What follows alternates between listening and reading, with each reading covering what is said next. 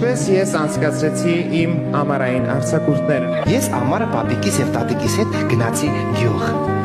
Ես ամառը պապիկիս ու տատիկիս հետ գնացի Դուբա։ Գյուղում պապիկս պահում էր գամփը։ Իմ պապիկիս արձականն է գամփը։ Գյուղում մենք մեծ շուկով նշեցինք տատիկիս 80-ամյակը։ Դուբայում մենք մեծ շուկով նշեցինք այս վերջին տատիկիս 25-ամյակը։ Դե ենք գնում գյուղ, բայց հանկարծ ճանապարհին մեզ կանգնեցրեց Դուբայի գայշնիկը։ Պապիկս վախվորած իրար խառնված դուրս եկավ մեքենայից եւ մոտեցավ պետավտոտեսուչին։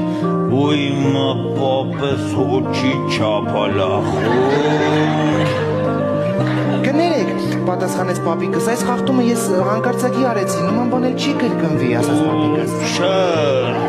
Կներեք։ Չէ։ Էլ չեմ անի։ Չելը։ Փառք Աստծո, պետավտոտեսուչը լավ մարդ էր եւ ներեց իմ պապիկին։ Փառք Աստծո, պապիկս լավ մարդ էր եւ ներեց գայիշնիզմին։